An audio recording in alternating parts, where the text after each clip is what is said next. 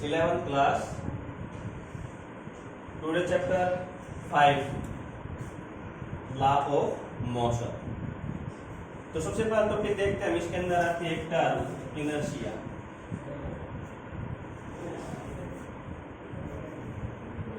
Inertia का मतलब क्या है? एबिलिटी ऑफ ए बॉडी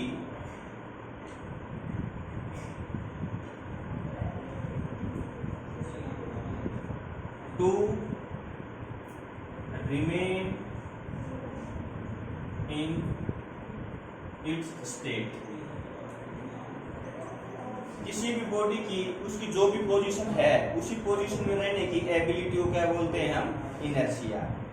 जो स्टेट का मतलब क्या है? अब हमारी कितनी स्टेट होंगी उसके बिहाफ पर इनर्शिया के 3 टाइप्स हैं, ठीक है। और उस 3 टाइप को विद एग्जांपल देखते हैं हम। इसके 3 टाइप देखो। सबसे पहले है inertia of rest, second inertia of motion and third is inertia of direction, ठीक है।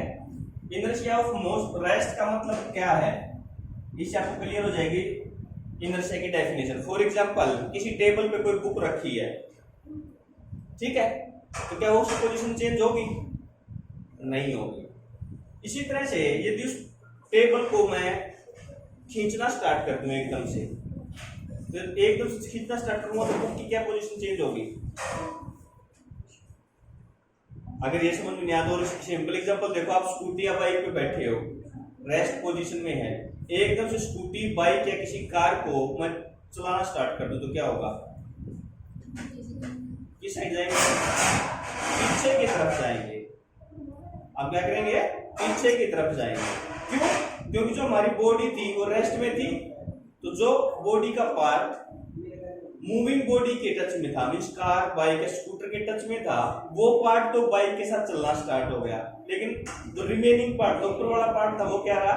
रेस्ट में रहा, है ना। तो ये पार्ट रेस्ट में रहा, हमारा लोअर पार्ट मूव करने लग गया, तो क्या करेगा? तो पीछे की तरफ रहेगा, तो हम क्या जाएंगे? पीछे की तरफ, ठीक है। तो इसका एग्जांपल क्या हो जाएगा? सडन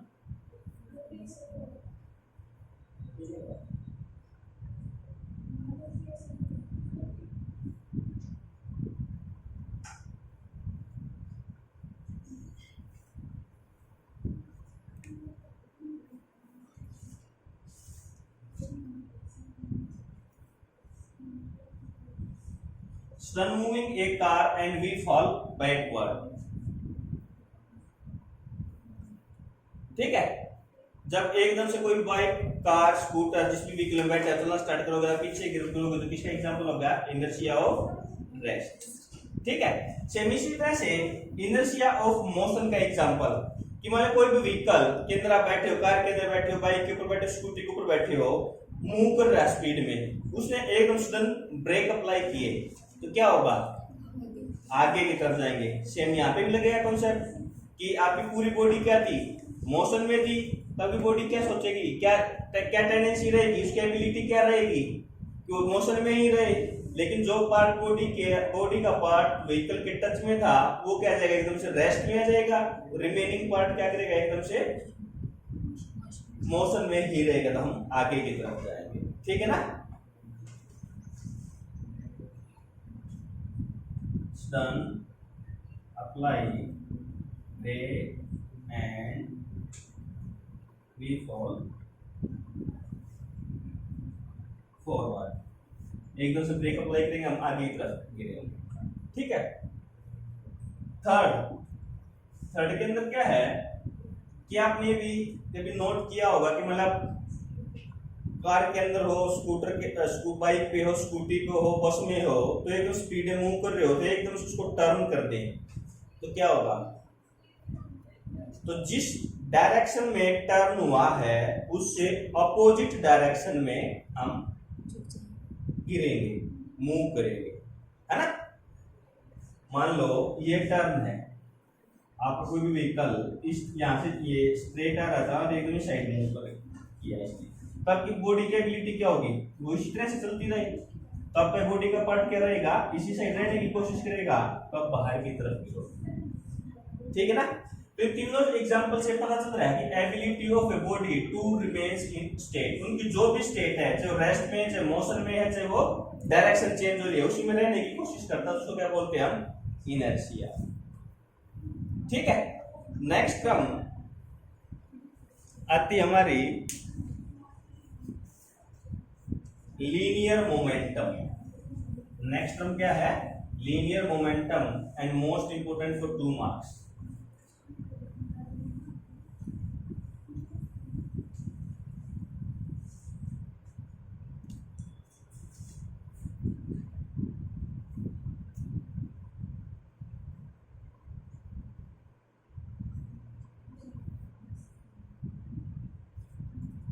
बहुत यूज होगी बेटा ये term.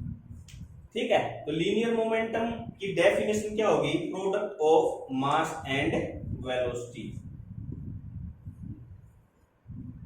Product of mass and velocity. ठीक है। It is denoted by P।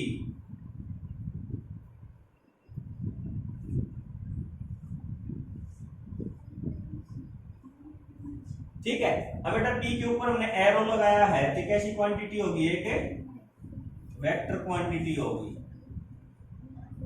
ठीक है। अगर वेक्टर क्वांटिटी है तो इसकी डायरेक्शन क्या होगी, what will be the direction, direction is same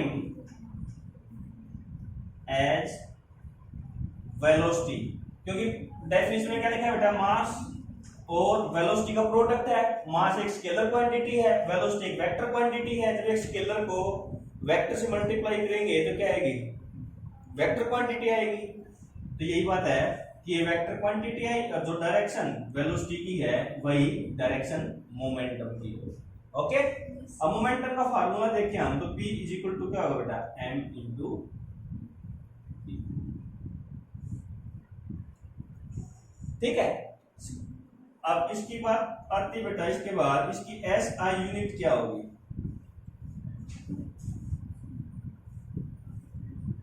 ऐसा यूनिट देखो, मास की क्या आएगी, किलोग्राम, वेलोसिटी की मीटर पर सेकंड। ओके। नेक्स्ट इसका डायमेंशनल फॉर्मूला, बेसिक फार्मूले से ही मास क्या आ जाएगा बेटा, into velocity L T minus 1, बन गया M L T minus 1। Okay. यहां तक किसी को प्रॉब्लम। अब बेटा यहां से मैं बात करूं, इसके ग्राफ ड्रॉ करें हम, तो we can say that momentum is directly proportional to velocity, momentum is directly proportional to mass. Means किसी भी एक चीज को कांस्टेंट रखकर यदि हम ग्राफ ड्रॉ करें तो क्या आएगा, हमारा स्ट्रेट लाइन आएगा। फर्स्ट ग्राफ यदि हम मोमेंटम और वेलोसिटी के बीच में ग्राफ ड्रॉ करना चाहें, मोमेंटम और वेलोसिटी, तो मास कांस्टेंट है ना, तो we can say that P is directly proportional to V, P is directly proportional to V। Directly proportional graph क्या आता है, स्ट्रेट लाइन। जिस तरह से 10th क्लास में आपने ओम्स लॉ पढ़ा था, V is directly proportional to I, R constant था, तो ग्राफ एक स्ट्रेट लाइन आया था। तो सेम कॉन्सेप्ट यहाँ पे बेटा, P और V के बीच में ग्राफ ड्रॉ करोगे तो एक स्ट्रेट लाइन। ठीक है। और जो इसका स्लोप होगा वो यूनिफॉर्म है, इस लाइन का जो स्लोप होगा वो यूनिफॉर्म है, और जो स्लोप होगा वो क्या देगा, m, यानी मास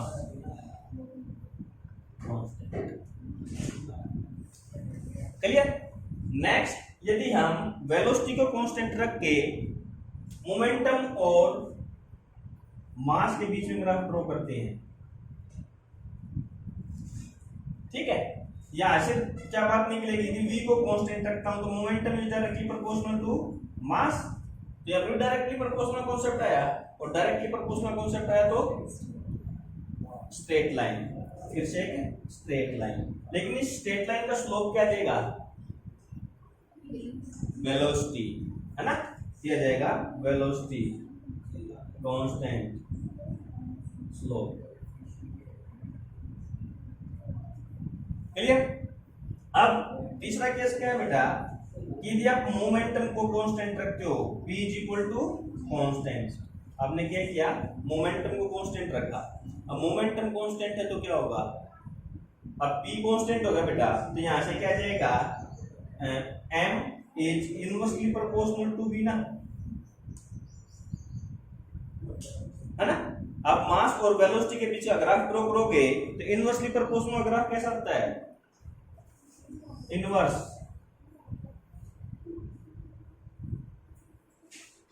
यहाँ पे मास, इनवर्स का मतलब क्या बेटा, जैसे जैसे वेलोसिटी बढ़ेगी ये क्या होगा, डिक्रीज करेगा। मास यहाँ पे ले लिया हमने बेटा वेलोसिटी, और ये ले लिया मास, ठीक है। जब मास कम है तो वेलोसिटी क्या होगी, ज्यादा। जैसे जैसे मास इंक्रीज करेगा वेलोसिटी क्या होगी, कम। ये मान लो कि एक मैन है जिसका वेट है 50 kg और एक है 90 kg, तो कौन ज्यादा स्पीड से दौड़ेगा, 50 kg वाला, कि मास कम वेलोसिटी ज्यादा, तो इनवर्सली प्रोपोर्शनल होगा ना बेटा। तो इनवर्सली प्रोपोर्शनल मतलब जब आप ग्राफ ड्रॉ करोगे तो क्या आएगा, पैराबोलिक ग्राफ आएगा। क्या आएगा, पैराबोलिक ग्राफ आएगा। ओके, और यहां से एक क्वेश्चन पूछे जाते हैं बेटा,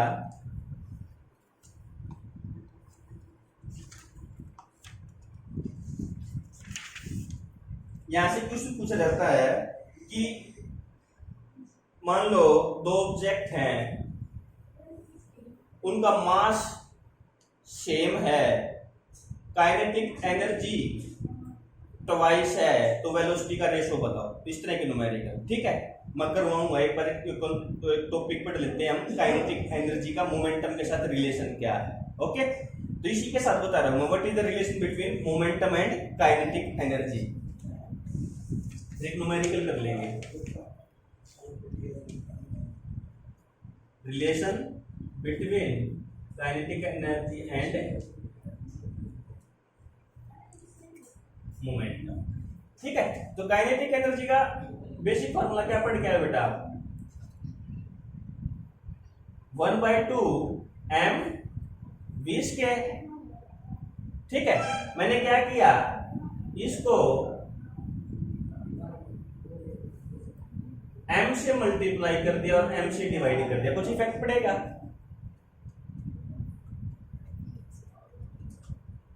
नहीं पड़ेगा ना। अब ऊपर क्या बन गया बेटा, 1/2 m स्क्वायर v स्क्वायर, तो मैं लिख सकता हूं ना m v square by m। Okay, तो kinetic energy is equal to mv को क्या लिख सकते बेटा, मोमेंटम। तो kinetic energy is equal to v square by 2m। Okay, this is the relation between kinetic energy and momentum. Okay, तो इसका numerical देखो, एक एग्जांपल नोट, एक न्यूमेरिकल है,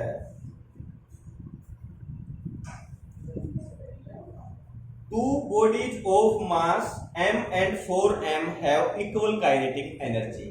तो बेटा मास, एक बॉडी है मान ली मैंने A, दूसरी बॉडी मान ली है B, इसका मास है m और इसका मास है 4m, ठीक है। Equal kinetic energy, kinetic energy क्या है बेटा, kinetic energy of 1 is equal to kinetic energy of 2। Okay, और इसमें पूछ रखा है what is the ratio of their momentum, what is the ratio of their momentum means p1 p2 का ratio पूछा, ठीक है। इसी कॉन्सेप्ट से निकलेगा। तो मैंने क्या किया, पहले काइनेटिक एनर्जी 1 निकाल ली, तो 1/2 m into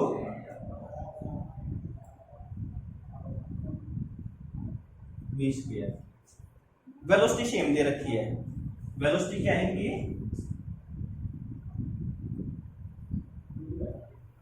same. Okay, second की काइनेटिक एनर्जी निकालेंगे तो क्या आएगा 1/2 4m v स्क्वायर। ठीक है, अब काइनेटिक एनर्जी कुल दे रखी है तो क्या किया 1/2 m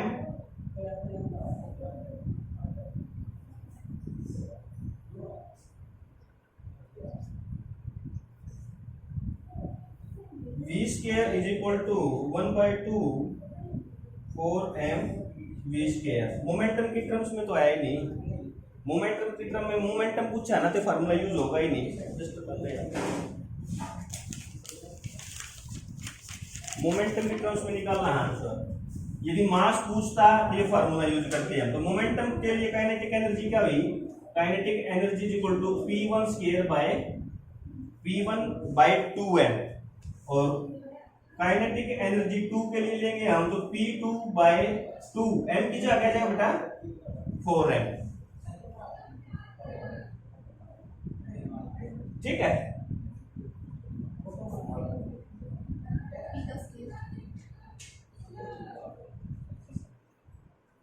ठीक है ना। अब दोनों इक्वल दे रखे हैं, दोनों कंडीशन, इन दोनों को इक्वल पुट कर जैसे मोमेंटम आ जाएगा।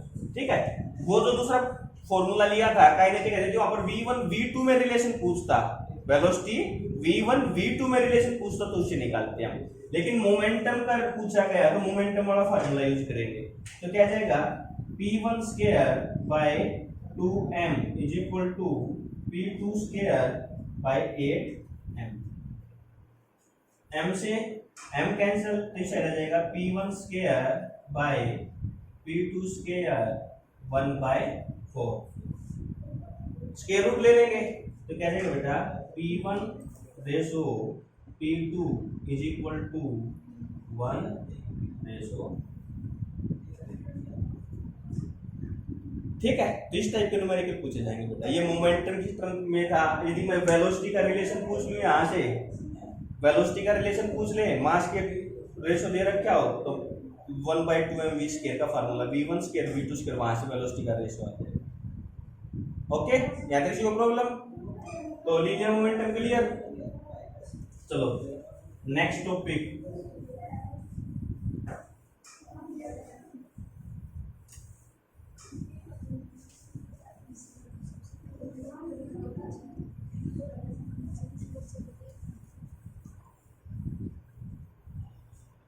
Next topic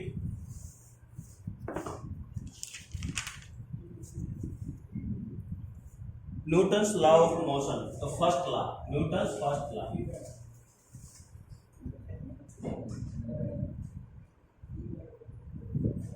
Newton's first law, इसका दूसरा नाम क्या है? लॉ ऑफ इनर्शिया बोलते हैं। क्या बोलते हैं? Law of inertia. तो आप 9th क्लास में ही पढ़ते हो शायद। इसकी डेफिनेशन क्या है? If a body in rest remain in rest, in motion remain in motion until unless no external force is applied। Means जो भी इनर्शिया का मतलब पढ़ा था ना, क्या उसकी जो भी स्टेट है उसी में रहना। तो न्यूटन फर्स्ट लॉ भी यही बात कह रहा है कि जो भी ऑब्जेक्ट की कोई भी स्टेट है जो रेस्ट में जो मोशन में वो उसी स्टेट में रहेगा। कब तक? जब तक कोई एक्सटर्नल फोर्स नहीं लगेगा। ओके, तो 9th क्लास में पढ़े सेम डेफिनेशन, इसके एग्जांपल पढ़ लेना। ठीक है, जो सेकंड लॉ है Newton's second law of motion, क्या डेफिनेशन है? 9th क्लास में आप पढ़ के आए थे, simple mass into acceleration is equal to force, F is equal to mass into acceleration. लेकिन यहाँ पे थोड़ी सी डेफिनेशन डीप में है। क्या कहता है ये? Rate of change of momentum, rate of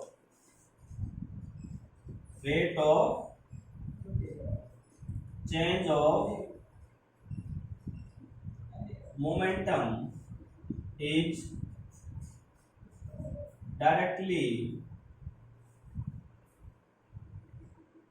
proportional to applied force। ठीक है, इस स्टेटमेंट को समझो। चेंज ऑफ मोमेंटम, पहले मेरे को मोमेंटम का मतलब बताओ। अभी समझ के आए थे, मास इनटू वेलोसिटी। तो मोमेंटम का चेंज होना, मोमेंटम कब चेंज होगा? जब वेलोसिटी चेंज होगी। मैंने ये मान लिया ये कोई ऑब्जेक्ट है, मास m है, इसकी इनिशियल वेलोसिटी है u, इस पर मैंने क्या किया, एक्सटर्नल फोर्स लगाया F। ठीक है, एक्सटर्नल फोर्स F लगने के कारण after some time its velocity become v, its velocity become v। तो इनिशियल वेलोसिटी u था, फाइनल वेलोसिटी v होगी, तो मोमेंटम तो चेंज हुआ है। ठीक है ना। तो न्यूटन सेकंड लॉ क्या कहता है कि जिनका इसका जो मोमेंटम चेंज हुआ ना, वो किस पे डिपेंड करेगा? F पे डिपेंड करेगा डायरेक्ट। ठीक है, रेट ऑफ चेंज, कितने टाइम में चेंज हुआ है। ठीक है, तो यदि मैं इसका इनिशियल मोमेंटम p1 की बात करूं तो p1 क्या जाएगा m into u, और p2 क्या जाएगा m into v। Clear? Problem इसी को। तो according to Newton second law, F is directly proportional to change in momentum. Momentum कितना चेंज हो रहा है बेटा? p2 minus p1 upon t। ठीक है, प्रोपोर्शनलिटी का साइन हटेगा तो कोई ना कोई कांस्टेंट आ जाएगा। वो कांस्टेंट मान लिया हमने, कोई भी k आया जो यूनिटी वैल्यू थी इसकी। ठीक है, तो अब p2 और p1 की वैल्यू पुट कर दूं, वैल्यू पुट की तो m v minus m u by t, m constant निकल जाएगा, तो f is equal to m v minus u by t। अब v minus u by t क्या पड़ा था? Acceleration. f is equal to mass into वही formula है ना। अब बेटा इसका कैलकुलस मेथड से भी डेरिवेशन कैसे आता है? Rate of change of momentum को मैथमेटिकली हम ऐसे लिख सकते हैं ना, F is equal to dp by dt। F is equal to dp by dt। Rate of change of momentum, p momentum है। ओके, अब मोमेंटम की वैल्यू पुट कर दूं मैं, d by dt of mass into velocity. अब mass क्या है? Constant, बाहर निकल जाएगा, और du by dt क्या होता है? एक्सीलरेशन। तो F is equal to mass into acceleration. Okay, तो न्यूटन सेकंड लॉ है और इसके एग्जाम्पल। अब बात आती है बेटा, यहां से फोर्स निकला है हमारा। अब फोर्स की यूनिट। ठीक है, तो फोर्स की दो यूनिट पढ़ेंगे बेटा, एक तो हम पढ़ेंगे एब्सोल्यूट यूनिट और एक पढ़ेंगे हम gravitational unit. Unit of force.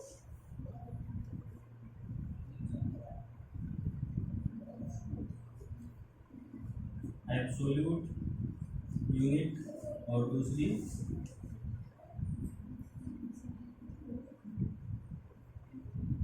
Gravitational unit. ठीक है, और एब्सोल्यूट यूनिट में भी दो चीज क्या क्या, एक SI यूनिट और दूसरी CGS यूनिट। ओके, अब SI unit of the force Newton, denoted by capital N। Okay, next, what is the dimensional formula of force? Dimensional formula, तो बेटा बेसिक फार्मूला आपका क्या है? मास इनटू एक्सीलरेशन। मास का कैपिटल हम LT माइनस 2, तो MLT minus 2, MLT minus 2। Clear? Next, CGS unit of the force dyne. Okay, अब what is the relation between SI and CGS? What is the relation between Newton and dyne? Dimension analysis में को bye proof निकालते हैं, नहीं किया अभी? चलो ठीक है बेटा, याद रखना 1 Newton is equal to 10⁵ okay. कई बार न्यूमेरिकल में मिलेगा आपको, टाइम मिलेगा, न्यूटन में चेंज करना, न्यूटन डायरेक्ट है, टाइम में चेंज करना, ठीक है ना। अब बात आती है ग्रेविटेशनल यूनिट। ग्रेविटेशनल यूनिट में भी क्या फर्क मिलेगा? वही दो फर्क होंगे बेटा, एक SI और एक CGS। ग्रेविटेशनल यूनिट में क्या लिखा मिलेगा आपको?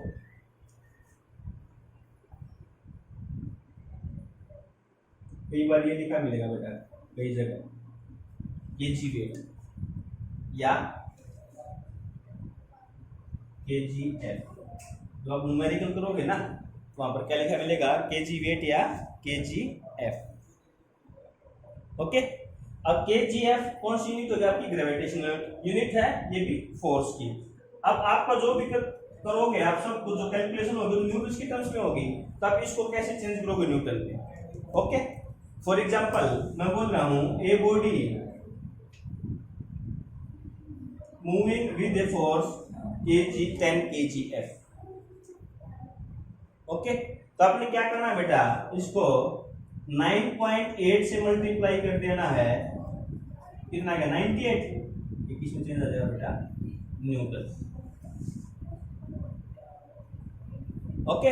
मीन्स कहीं पर भी आपको kgf या kgw लिखा मिले तो क्या करो, आप उसको 9.8 से मल्टीप्लाई कर दो, किसके अंदर? SI सिस्टम के अंदर, ठीक है। CGS सिस्टम में भी ऐसे ही करना है, लेकिन वहां पर क्या मिलेगा बेटा? ग्राम में मिलेगा। तो अब आपने क्या करना है? सिंपल 980 से मल्टीप्लाई करना, ठीक है ना। क्या करना वहां पर? 9.8 की जगह 980 से मल्टीप्लाई करना है डायरेक्ट, क्लियर? तो सिंपल समझना क्या डिफरेंस। अभी का न्यूमेरिकल करेंगे, वहां पर आपको पता चल जाएगा, ठीक है। तो न्यूटन सेकंड लॉ के बारे में बेटा इतना है, इससे रिलेटेड और पढ़ेंगे हम। अच्छा, इसके बाद कार्टेशियन वेक्टर फॉर्म में यदि हम फोर्स को रिप्रेजेंट करना चाहें, वेक्टर फॉर्म फोर्स की, F is equal to Fxi cap Fy cap Fz cap, ऐसे लिख सकते हैं। वेक्टर आपके डिटेल में पढ़ के आ चुके हो। Fx का मतलब क्या होगा? Fx का मतलब force in x direction, Fy